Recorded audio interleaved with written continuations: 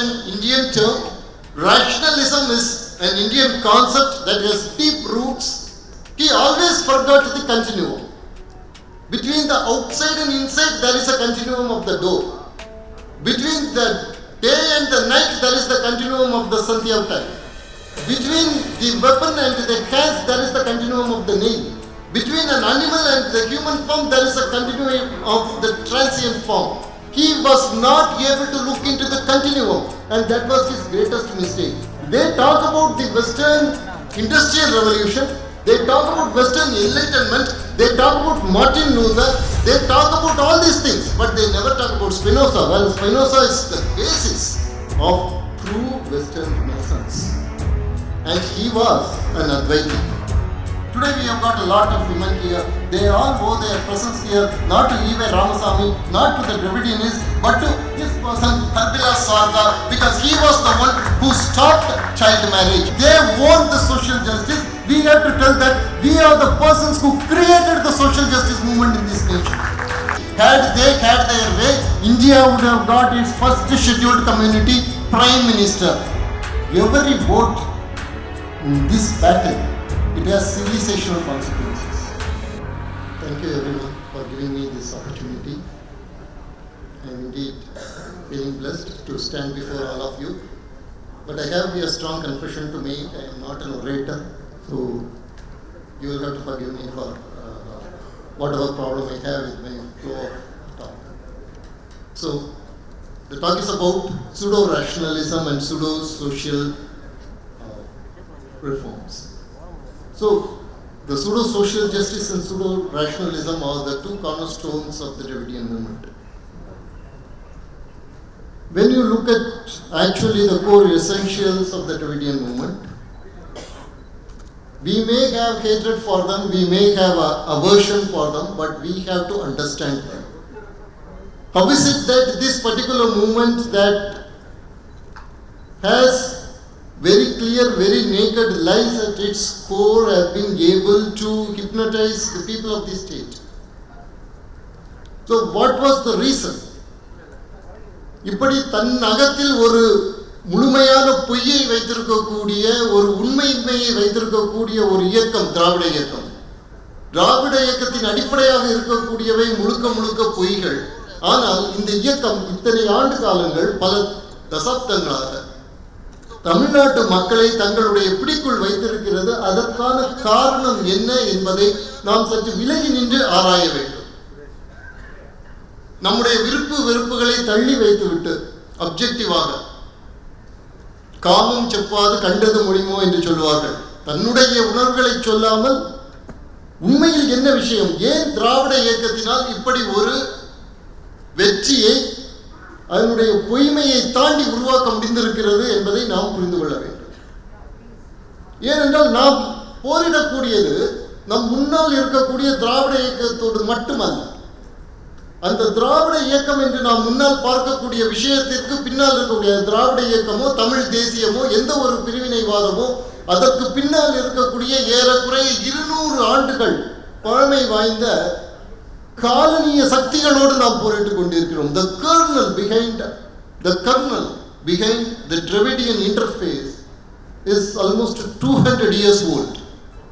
It is the colonial evangelical missionary, not missionary, the complete system that is there. It is academic, it is in the media, it is in the politics, it is in the society, in the form of activism. In the combined structure, we are actually fighting against. So we have to understand what actually makes it work. To understand that, we go into, in this particular presentation, we go into the history of actual rationalism. What is rationalism? What is the cultural and the historical context of rationalism? When we talk about rationalism, I remember a particular article that came in Outlook. It was written by S. Anand.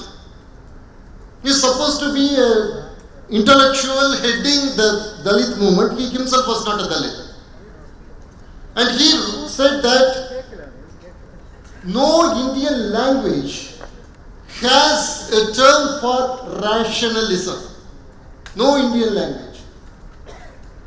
except Tamil, because in Tamil you have the term Pagutarivu, and that is because of the Dravidian movement. So rationalism itself was crafted into Indian culture by the Dravidian movement. Is it true? We just go and search for the etymology of the term reason. The etymology of the term reason, because reason is supposed to be the so-called Indo-European term. So etymology of the term reason actually comes from the root word ar, which in turn is also the root word for rita. So rita and reason are related together very generically. So this very statement that reason does not have an Indian term is wrong. And if you go further, you will understand that ar is also related to arivu and aram. So you actually have a complete collapse of the Orient Dravidian theory in terms of linguistics here, because you have arivu, aram, which are supposed to be pure Tamil words, but they have the so-called Proto-Indo-European roots. So whatever it is. So arivu essentially means reason. Very interestingly, I think it was 9/11/1953, E.V. Ramasamy has written an article in which he also acknowledges the fact that arivu also means so-called Pagutarivu. But Pagutarivu is not rationalism. Rationalism essentially means connecting the cause and the effect. Connecting the correct cause and the correct effect, that is called rationalism. So, Pagutarivu illa, அது கூட்டறிவு அப்படின்னு நம்ம சொல்லலாம். அறிவு அப்படின்ட்டு சொன்னாலே அதுதான். That is a different thing, right? So, you have problem? That is the first thing. That reason is very much an Indian term. Rationalism is an Indian concept that has deep roots. And it was not even Ramasamy who created this in Tamil or Indian context. But you got to understand that this is the campaign. This is the media narrative, this is the construct that has been created. And in the case of Western rationalism, most probably we will consider René Descartes, whom you see here, a mathematician and a philosopher, as the father of rationalism, or rather say the father of modern thought process in the Western tradition. And he was also a person who was a person of dualist notion, that the thinking part and the physical part are entirely different. The mind and the matter are entirely different. They two belong to two different realms. They are not related.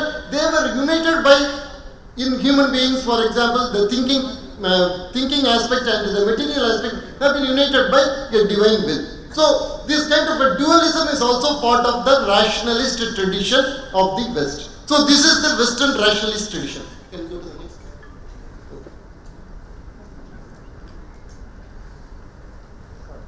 Okay.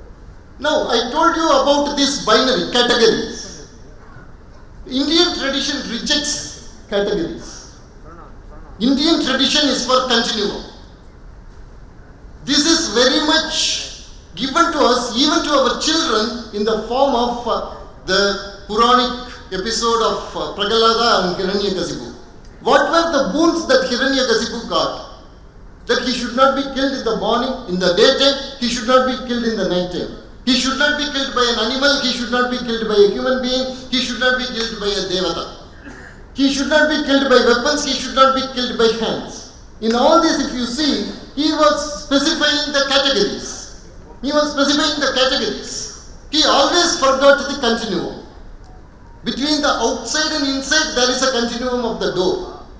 Between the day and the night, there is the continuum of the Sandhya time. Between the weapon and the hands, there is the continuum of the nail. Between an animal and the human form, there is a continuum of the transient form. He was not able to look into the continuum, and that was his greatest mistake. And from that comes another great blunder. What was that blunder? I am your creator, I am your father, you should worship only me. நான் உன்னுடைய கர்த்தன், நான் உன்னுடைய தகப்பன், என்னை தவிர உனக்கு வேறு தெய்வம் கிடையாது. That was the basis of Hiranyakasipu's blunder. And this blunder also has another one problem. The problem is that it rejects the omnipresence of the divine. This is another important aspect of Indian culture alone, as far as I know. You can talk of the divine as the omniscient. The divine knows everything. You can talk of the divine as the omnipotent. The divine is capable of everything. That you can see in all the religions throughout the world. But to talk of the divine, to realize the divine as omnipresent, that happens only in the Hindu culture, in Indian culture. That is why Hiranyakasipu, from his dualism to his monopolistic expansionism is more than monotheism. You say, in monotheism, at least you say there is one God, that's all. In monopolistic tendency, what you say is that there is only one God and that is my God. So he was telling, I am the creator, I am the father, I am the God. You cannot worship any other God. At that particular point of time, you have to reject the omnipresence of the God. If God is everywhere, then you cannot claim a special status to yourself. So he was rejecting that. So that is why he was asking, where is your God? And he was telling the God, the little Prahalada was telling, the God is there in the speck of an atom as well as in this pillar, and from the pillar the fierce form of the divine emerged. So this particular aspect is actually shows this Puranic thing. Just think about the greatness of our culture, a Puranic episode that we tell each and every child in this nation grows with it. It contains a very strong philosophical, spiritual truth encoded in it. And that also shows the deficiency of the reductionist rationalism of the West. We have the intuitive capacity to understand that. Are we understanding that it or not is another question. But you have been given the equipments, the cultural tools, you have been given the ability to understand that. Whether we use it or not is another question. So we go to the next slide. Can you go to the next slide? And in India, we have developed holistic rationalism. From Sankara to Meykandar, I am showing two examples from India. The third example that I am showing is also very important, that is Baruch Spinoza. I go through the textbooks of our schools, syllabus. I find one thing very interesting. They talk about the Western Industrial Revolution, they talk about Western Enlightenment, they talk about Martin Luther, they talk about all these things, but they never talk about Spinoza. Well, Spinoza is the basis of true Western Renaissance. And he was an Advaiti. Baruch Spinoza was an Advaiti. And he was the person whom Albert Einstein quoted. Unfortunately, our textbooks don't talk about it. I sincerely ask the people here who are the decision-making authorities, who will be decision-making authorities, who have influence in the decision-making authorities, to include Baruch Spinoza here. And we start with Adi Shankara. Adi Shankara very clearly states that when he is talking about the Maya Nirupana in Viveka Chudamani, he very, very beautifully says that Maya is the basis of the apparent, the universe that we see. And it is not something to be despised. It is something to be studied. It is the web of the causal relations. And it is by studying this web of the causal relations that you can actually understand the nature of Brahman. So, Maya is not illusion. That is something that we have to understand. Maya is not illusion. Avyakta Namni, that is the term that Adi Shankara uses for Maya, Avyakta. Avyakta is also the name of goddess in Sri Lalita Sahasranama. So, here, the Western intelligence as well as the Pseudo Rationalism, they created a narrative telling that we considered everything as Maya, so we didn't study the world, we didn't study the universe, we always thought of human miseries as a kind of a Maya illusion, so we ignored them. It is not true. Next, what you see is Meykandar. Meykandar became enlightened when he was just 2. And he gave a very wonderful explanation of Advaita. His Advaita was called Sivadvaita. Now, whenever you are told about Advaita, you always think of the same gold becoming different ornaments. But the gold is the same. That is the Advaita you talk about. But Meykandar told that Advaita is something different. Here, think of the sunlight. This is what the example he gives. Think of the sunlight. The sunlight comes into your cornea and into your nervous system, and with the physiological apparatus it operates, and you have your own life form, your own life force that also operates with it. At particular point, the light from the sun, your own vital processes, your own cognitive apparatus, they all become one to create an experience, qualia. The modern consciousness researchers call it qualia. At that particular qualia, everything becomes non-dual. At that particular qualia, your physical light, your physiological apparatus, your cognitive apparatus, they all become non-dual. That point is the point of Advaita. So, think about it. You have somebody like Meykandar. Take any textbook in Tamil Nadu.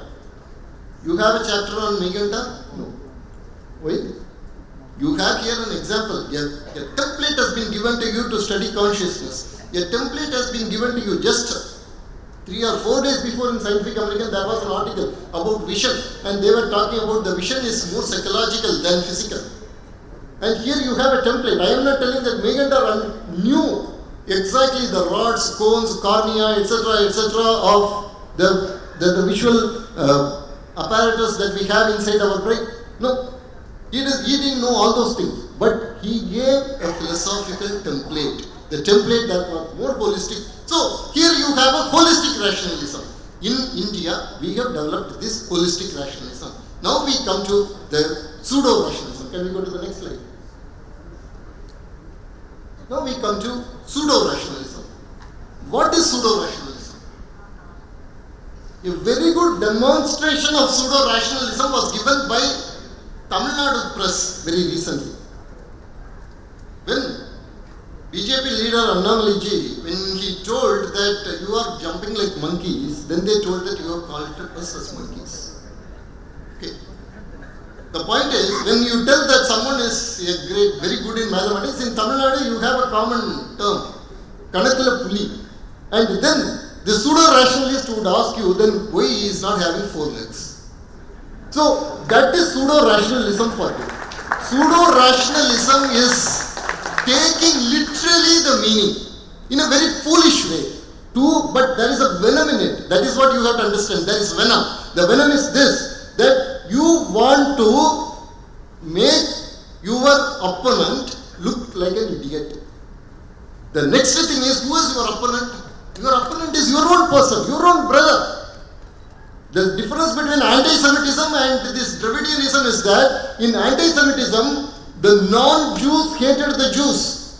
In Dravidianism, our own brothers are made to hate our own cultural self, which is more dangerous, which is actually can lead to genocide. Today, if in Tamil Nadu there is no genocide, it is mainly because of the cultural strength of India, the cultural strength of Sanatana Dharma. Even a Dravidianist knows when he has to do Ayush Homam, which community he needs. He knows that.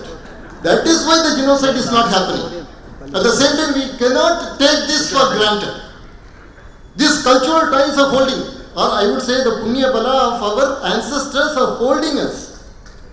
But we also have to act, we also have to reinforce these aspects. Otherwise, we are going to be in big trouble, like in Rwanda or in Sri Lanka, we are going to be in trouble. So, we will go to the next one. Here is an example, a very perfect example I am giving you of pseudo-rationalism and holistic rationalism. This, here you see, can you see, here you can see the poster made by Dravida Kalagam when astronauts landed on the moon.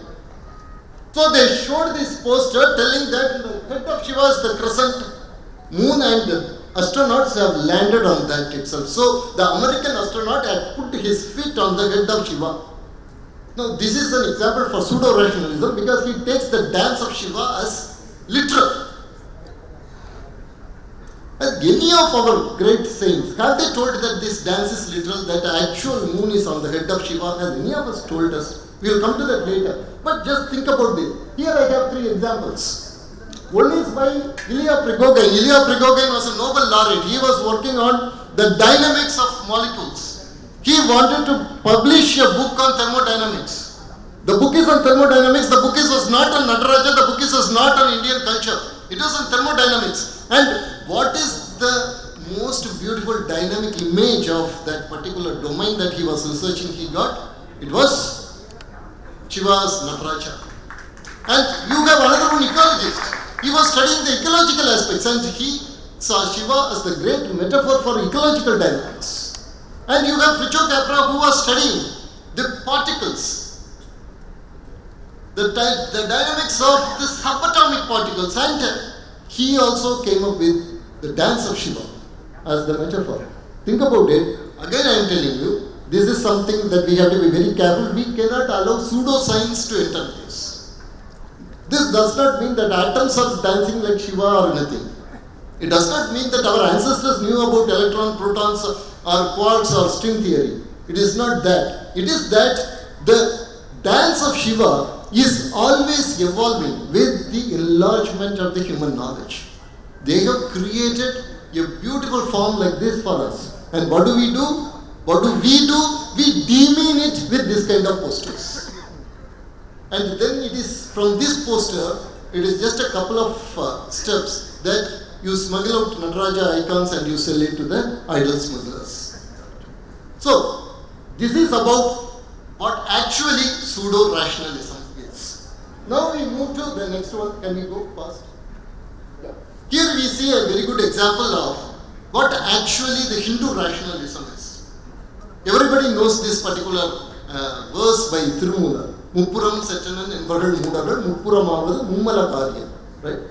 So, when Shiva destroyed the three Tripuras, it did not mean that he destroyed them literally. Tirumoolar says us that the three Tripuras, they actually symbolize the three inner pollutants. The ego, karma, maya. So, here you have a template. This is a very interesting thing because throughout the world, the rationalists, they consider their religious text as poetry. For example, Genesis, they consider it as poetry. The rationalists will consider it as poetry. The fundamentalists will take the literal meaning. In India, it is the reverse. Here, we take the symbolic and the poetic and the mystical meaning. The so-called rationalists take the direct meaning. So here, this is a perfect example for pseudo-rationalism. So go to the next section. Now we are coming to the social justice part. We have always been told that this particular nation is filled with the social inequalities. Every society in the world has been filled with the social inequalities. In every society you have birth-based social discrimination. In every society you have birth-based social exclusion. But it is only in the Hindu society, throughout the history, these social discriminations and social exclusions have been questioned. So here I give you two examples. One is Sri Mahabhakta Vijayam. It was published by Lifco. It is a very old text. It was published by Lifco and the introduction was written by Namakkal Kavinyam. So you can imagine, it was older than the Dravidian movement actually, this particular text. And the Sri Mugam was given by Kanchi Kamakodi Pidadhipati Sri Jayendra Saraswati Swamigal. And in this text, when you go inside, you will find that there are seers, sages from every community. And this was the basis of a great revolutionary when he studied Sri Mahabhakta Vijayam, he became a social revolutionary. We will come to that. And that name would not even have registered in the mind of people because we will now go through fast. The next scene you are seeing, you have Umabadi Sivacharya and his guru. When they were walking, just to remove the concept of caste, the guru went, the previous one please. Yeah. The guru went to the street of the weavers. The weavers would be having a lot of starch, the form of rice, starch for the cloth. So the guru goes and asks for that, and he gets it, and he says, "This is Siva Prasadam." And Umamati Sivacharya, who was a great learned Brahmin, he got that from the guru, flowing from his hand, and he called it the Guru Prasadam. Thus, the concept of social aristocracy or the concept of social supremacy was being challenged continuously by Sanatana Dharma. It was not challenged by the colonial people, it was challenged by Sanatana Dharma. We will go to the next one. So, I told you about Sri Mahabhakta Vijayam. This Mahabharata Vijayam inspired Swami Sahajananda to fight for the rights of the scheduled communities. And who was his guru? Who gave him the name Swami Sahajananda? He was Karapatra Sivapragasa Swamigal. Just think about this. In those days, Karapatra Swamigal made a scheduled community person a guru and told that this boy, at that time he was a boy, he told that this boy is equal to Shankaracharya himself. That was the greatness. And how many of us even remember Swami Sahajananda? More importantly, how many of us remember Sivapragasa Karapatra Swamigal? His Samadhi is there in Vyasapadi. It is a place of great social spiritual renaissance because there he gave sannyasa to Swami Sahajananda. And one of the disciples of Karapatra Swamigal, he belonged to a Nayakar or Naidu community, I have forgotten. So he came to the Karapatra Swamigal and said, he wrote a letter and gave to him. The letter he told Swami, I cannot tell this with my words, so I am writing this letter. If you are giving sannyasa to this scheduled community boy, I will have to kill you, I will poison you. So you should not give. So that was the kind of caste stratification under the colonial rule. And that was challenged by what? By the Advaita. By Advaita of Karapatra Swamigal. Karapatra Swamigal made the icon of Adi Shankara and took it on a Nagarvalam throughout Vyasarpadi at that time. These places should be honored. Hindu Aranilyayathura is not going to honor it. Dravidian movement is not going to honor it. We the people of Hindu Sangatan, we have to honor these people. We'll go to the next one fast. And next, the great people that we have to talk about. This is 2022. December 12, you are going to have 150th birth anniversary of Dharmavir Munche. Munche, along with MC Raja, he created the pact that would allow reservations for the scheduled community, at the same time would not create separate electorates so that the British divide and rule policy would work. And these are the great people who worked this plan. Based on this plan, only later Ambedkar-Gandhi Pact was created. You go to the next one. Go to the next. And these two people we have to remember very, very importantly. One is Harbilasa Sharda, who is on the left, and that is Jayakar. The pseudo social justice movement always talks about one particular thing, that they were the people who were at the forefront of women liberation. Today we have got a lot of women here. They all owe their presence here, not to E.V. Ramasamy, not to the Dravidianists, but to this person, Harbilas Sarda, because he was the one who stopped child marriage. And he wrote a book. The name of the book is Supremacy of Hindu Civilization.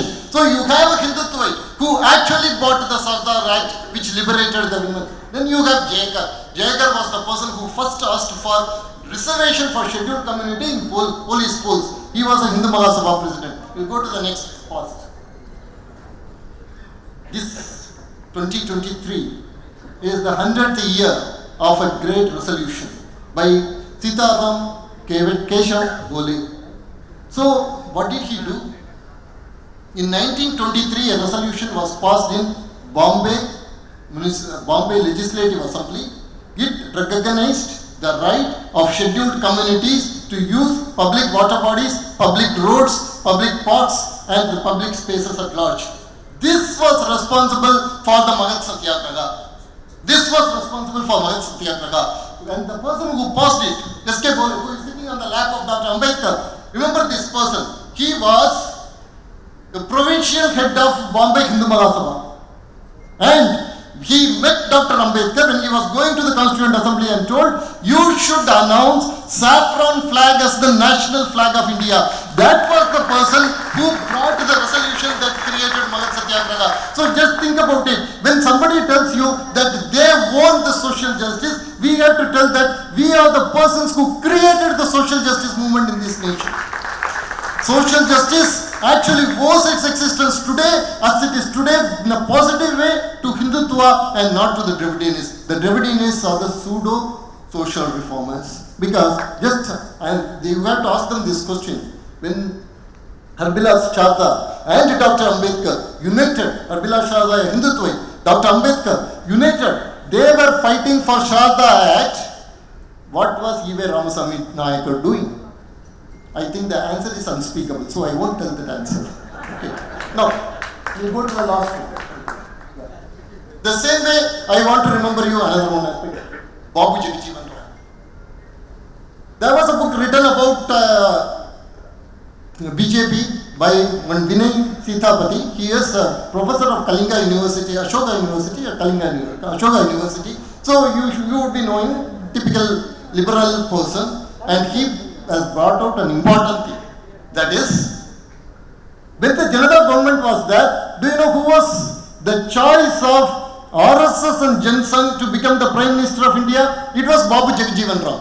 Had RSS and Jansang then became BJP, had they had their way, India would have got its first scheduled community Prime Minister, Babu Jagajeevan Ram. When Babu Jagajeevan Ram wanted to pass a resolution against untouchability, when he was young at Hindu Mahasabha, it was Pandit Madan Malaviya who stood and supported him against the orthodoxy. In the same way, you have Suraj Ban, who was the national chairman of scheduled community. He was a RSS Prachar. And it was during his time that he understood what was the problem in rural India. He told that lands should be given to the scheduled community, and he took action also. So in all this, what you are seeing is that we have contributed solidly to both rationalism, holistic rationalism, and true social reforms, true social justice. Never let the Dravidian movement, the Dravidianists,